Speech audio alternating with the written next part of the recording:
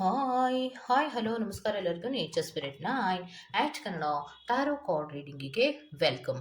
ಇವತ್ತು ನಾನು ತಗೋತಾ ಇರುವಂತಹ ರೀಡಿಂಗ್ ಯಾವುದು ಅಂದರೆ, ನಿಮ್ಮ ಪ್ರೀತಿಯ ವ್ಯಕ್ತಿ ಕನಸಿನ ಮೂಲಕ ಯಾವುದಾದ್ರೂ ಮೆಸೇಜ್ಗಳನ್ನು ನಿಮಗೆ ಕೊಡ್ತಾ ಇದ್ದಾರಾ, ಅಂದರೆ ಕನಸಿನ ಮೂಲಕ ಯಾವುದಾದ್ರೂ ಕೆಲವು ವಿಚಾರಗಳನ್ನು ನಿಮಗೆ ಹೇಳ್ತಾ ಇದ್ದಾರಾ ಅನ್ನೋದ್ರ ಬಗ್ಗೆ ನಾವು ರೀಡಿಂಗನ್ನು ತಗೋತಾ ಇರೋದು.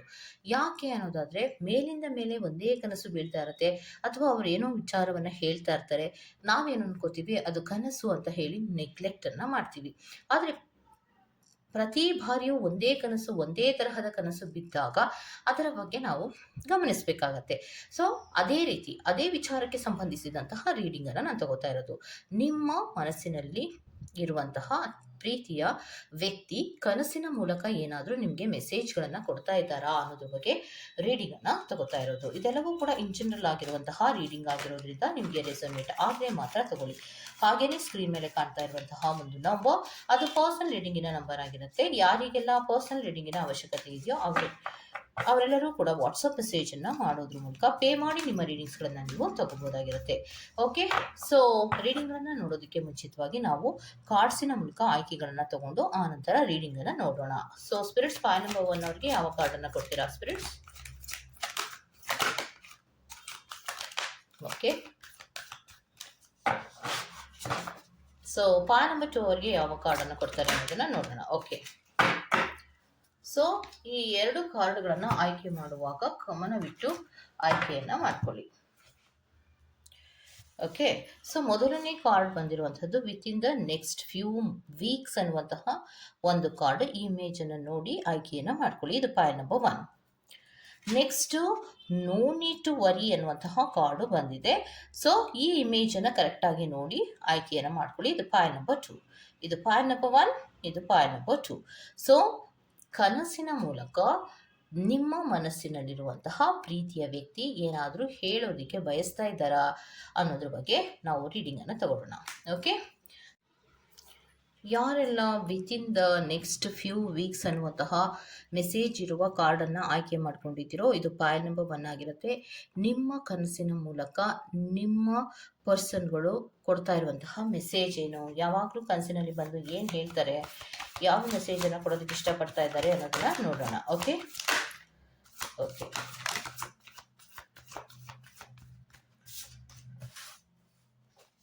ಸೊ ಇನ್ನಷ್ಟು ಕಾರ್ಡ್ಗಳನ್ನು ಕೊಡಿಸ್ಬಿಡಿ. ಓಕೆ,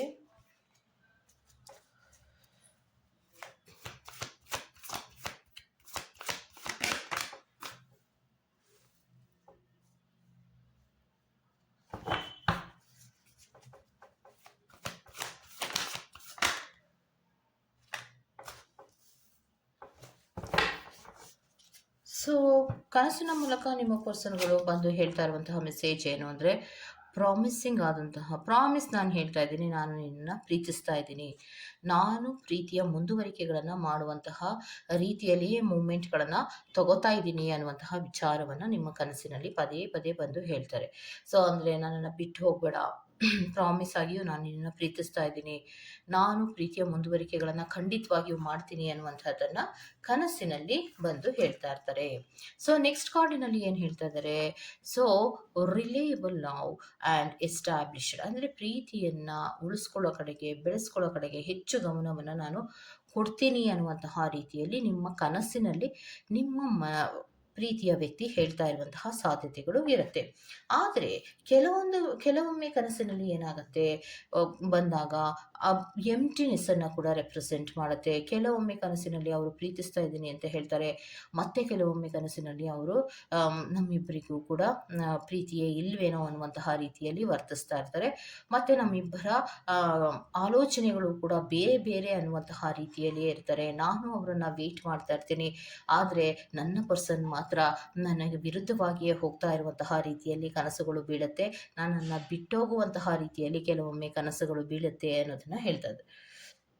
ಸೊ ಕನಸಿನಲ್ಲಿ ಅವರು ಏನು ಹೇಳ್ತಾ ಇರೋದಂದರೆ, ಪ್ರೀತಿಯನ್ನು ಉಳಿಸ್ಕೊಬೇಕು, ಬೆಳೆಸ್ಕೊಬೇಕು ಅನ್ನುವಂತಹ ರೀತಿಯ ಕನಸುಗಳು ಕೆಲವೊಮ್ಮೆ ಕೊಟ್ಟರೆ, ಕನಸಿನಲ್ಲಿ ಮತ್ತೊಮ್ಮೆ ಏನು ಹೇಳ್ತಾ ಇದ್ದಾರೆ ಅಂದರೆ ಪ್ರೀತಿಯಲ್ಲಿ ಎಂಪ್ಟಿನೆಸ್ ಆಗಿದೆ ಅನ್ನುವಂಥದ್ದನ್ನೇ ಹೇಳ್ತಾ ಇದ್ದಾರೆ. ಮತ್ತು ಪ್ರೀತಿಯ ವಿಚಾರಕ್ಕೆ ಸಂಬಂಧಿಸಿದಂತೆ ಯಾವುದೇ ಮುಂದುವರಿಕೆಗಳನ್ನು ಮಾಡುವುದು ತುಂಬ ಕಷ್ಟ ಇದೆ ಅನ್ನುವಂಥದ್ದನ್ನು ಮ್ಯಾನಿಪುಲೇಟಿವ್ ಲವನ್ನು ರೆಪ್ರೆಸೆಂಟ್ ಮಾಡ್ತಾ ಇದೆ. ಅಂದರೆ ಪ್ರೀತಿಯ ವಿಚಾರಕ್ಕೆ ಸಂಬಂಧಿಸಿದಂತೆ ತುಂಬ ಮ್ಯಾನಿಪುಲೇಟನ್ನು ಮಾಡ್ತಾ ಇರುವಂತಹದ್ದು, ತುಂಬ ರಿಸ್ಕ್, ಅವರನ್ನು ನೀವು ಅರ್ಥ ಮಾಡ್ಕೊಳ್ಳೋದೇ ಕಷ್ಟ ಏನೋ ಅನ್ನುವಂತಹ ರೀತಿಯಲ್ಲಿ ನಿಮಗೆ ಕೆಲವೊಮ್ಮೆ ಕನಸುಗಳು ಬೀಳುವಂತಹ ಸಾಧ್ಯತೆಗಳಿರುತ್ತೆ. ಮತ್ತೆ ಕನಸಿನಲ್ಲಿ ಅವರು ನಿಮ್ಮನ್ನು ತುಂಬ ಕಂಟ್ರೋಲನ್ನು ಮಾಡುವಂತಹ ರೀತಿಯಲ್ಲಿ, ಅಂದರೆ ನಿಮ್ಮ ಪ್ರೀತಿಯ ವ್ಯಕ್ತಿ ಹೇಳೋದೇನು ಅಂದರೆ ಕನಸಿನಲ್ಲಿ ಅವರು ಕೊಡುವಂತಹ ಮೆಸೇಜಸ್ಗಳೇನೆಂದರೆ, ಹೌದು ನಾನು ನಿನ್ನನ್ನು ಪ್ರೀತಿಸ್ತೀನಿ, ಪ್ರೀತಿಯ ಬೆಳವಣಿಗೆಗಳು ಅಥವಾ ಪ್ರೀತಿಯ ಪಾಸಿಟಿವ್ ಮೂವ್ಮೆಂಟ್ಗಳನ್ನು ಮಾಡ್ತೀನಿ, ಆದರೆ ನೀನು ನಾನು ಹೇಳಿದ ಹಾಗೆ ಕೇಳಿದ್ರೆ ಮಾತ್ರ, ಅಂದರೆ ಅವರದ್ದೇ ಆದಂತಹ ಕೆಲವೊಂದು ರೀತಿಯ ರೆಸ್ಟ್ರಿಕ್ಷನ್ಸ್ ಇರ್ಬೋದು, ಕಂಟ್ರೋಲಿಂಗ್ ಮಾಡುವಂತಹ ಗುಣ ಇರ್ಬೋದು, ಇದೆಲ್ಲವೂ ಇದ್ದಾಗ ನೀವು ಏನಾದರೂ ಸ್ವಲ್ಪ ಏರುಪೇರುಗಳನ್ನು ಮಾಡಿದ್ರೂ ಕೂಡ ಅವ್ರನ್ನ ಅರ್ಥ ಮಾಡ್ಕೊಳ್ಳೋದು ಕಷ್ಟ ಆಗುತ್ತೆ. ಅವರು ನನ್ನ ಪ್ರೀತಿಯನ್ನು ಬಿಟ್ಟು ಹೋಗ್ತಾರೆ ಅನ್ನುವಂತಹ ಕನಸುಗಳು ಮೇಲಿಂದ ಮೇಲೆ ಬೀಳುವಂತಹ ಸಾಧ್ಯತೆಗಳಿರುತ್ತೆ. ಅವರ ಕನಸಿನಲ್ಲಿ ಬಂದು ಕೊಡುವಂತಹ ಮೆಸೇಜ್ ಕೂಡ ಆಗಿರುತ್ತೆ. ಆ ವ್ಯಕ್ತಿ ಆಲೋಚನೆ ಮಾಡುವಂತಹದ್ದು ಏನಂದರೆ, ನಾನು ಹೇಳಿದ ಹಾಗೆ ನೀನು ಕೇಳಬೇಕು, ನೀನು ಕೇಳಿಲ್ಲ ಅನ್ನುವಂತಹ ಒಂದು ಪಕ್ಷದಲ್ಲಿ ನಾನು ನಿನ್ನನ್ನು ಬಿಟ್ಟು ಹೋಗ್ತೀನಿ ಅನ್ನುವಂತಹ ಕನಸುಗಳು ಮೇಲಿಂದ ಮೇಲೆ ಬೀಳ್ತಾ ಇರುವಂತಹ ಸಾಧ್ಯತೆಗಳು ಇದೆ ಅನ್ನುವಂಥದ್ದನ್ನು ರೆಪ್ರೆಸೆಂಟ್ ಮಾಡ್ತಾ ಇದೆ. So go to the next ಪಾಯ್ ನಂಬರ್ 2. ಪಾಯ್ ನಂಬರ್ 2 ಯಾವ ಕಾರ್ಡನ್ನು ಆಯ್ಕೆ ಮಾಡ್ಕೊಂಡಿದ್ದೀರಾ? ನೋ ನೀಡ್ ಟು ವರಿ ಅನ್ನುವಂತಹ ಕಾರ್ಡನ್ನು ಆಯ್ಕೆ ಮಾಡ್ಕೊಂಡಿದ್ದೀರಾ.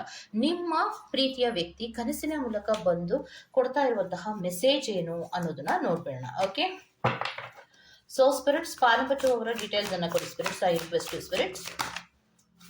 ಓಕೆ, ಸೊ ಪಾಯ್ ನಂಬರ್ 2 ಅವರಿಗೆ ಸೊ ಥರ್ಡ್ ಕಾರ್ಡಿನ ಕ್ಲಾರಿಫಿಕೇಶನ್ ಕಾರ್ಡನ್ನು ಕೊಡಿ spirits. Okay, so pile number 2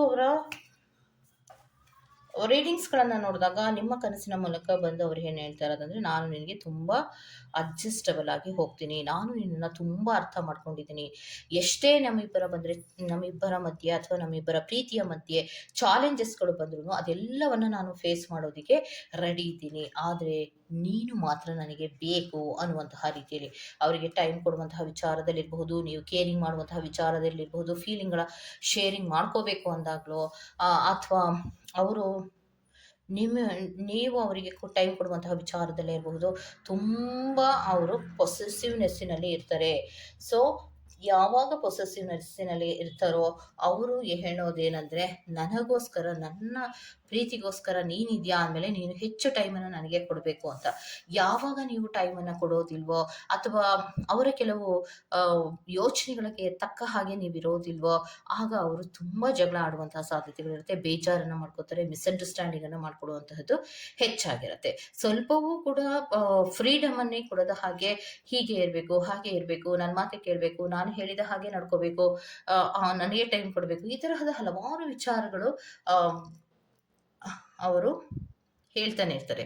so ಕನಸಿನ ಮೂಲಕ ಅವ್ರು ಹೇಳೋದೇನಂದ್ರೆ, ನನಗೆ ಹೆಚ್ಚು ಟೈಮನ್ನು ಕೊಡು ಅನ್ನುವಂಥದ್ದು. ಮತ್ತೆ ಡಿಸಿಷನ್ ಮೇಕಿಂಗನ್ನು ಮಾಡುವಾಗ ನನ್ನ ಕಡೆಯೇ ಹೆಚ್ಚು ಡಿಸಿಷನ್ಸನ್ನು ಮಾಡು, ಅಂದರೆ ನಿನಗೆ ಎಷ್ಟೇ ಆಯ್ಕೆಗಳಿರಬಹುದು, ಆದರೆ ಫಸ್ಟ್ ಪ್ರಿಫರೆನ್ಸ್ ಅನ್ನೋದು ನೀನು ನನಗೇ ಕೊಡಬೇಕು ಅನ್ನುವಂತಹ ರೀತಿಯಲ್ಲಿ ಅವರು ಆಲೋಚನೆಗಳನ್ನು ಮಾಡ್ತಾರೆ.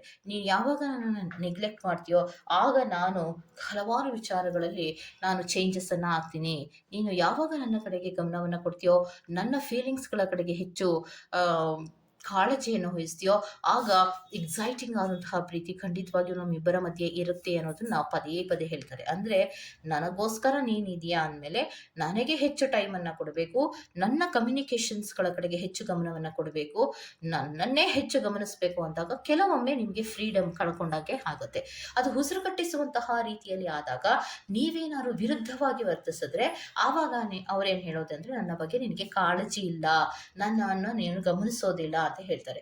ಯಾವಾಗ ನೀವು ಅವ್ರ ಕಡೆಗೆ ಹೆಚ್ಚು ಗಮನವನ್ನು ಕೊಡ್ತಿರ್ತೀರೋ ಆಗ ಪ್ರೀತಿ ಅನ್ನೋದು ಹೆಚ್ಚಾಗುತ್ತೆ ಅನ್ನುವಂಥದ್ದು.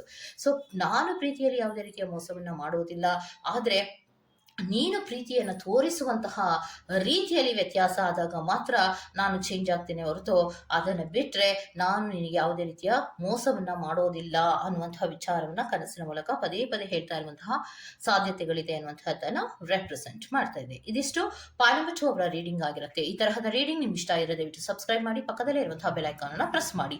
ನಾನು ನಿಮ್ಮನ್ನ ಮತ್ತೊಂದು ರೀಡಿಂಗ್ಗಳಲ್ಲಿ ಸಿಗ್ತೇನೆ ಅಂತ ಹೇಳ್ತಾ ಅಲ್ಲಿವರೆಗೂ ಚೆಕ್. ಬಾಯ್.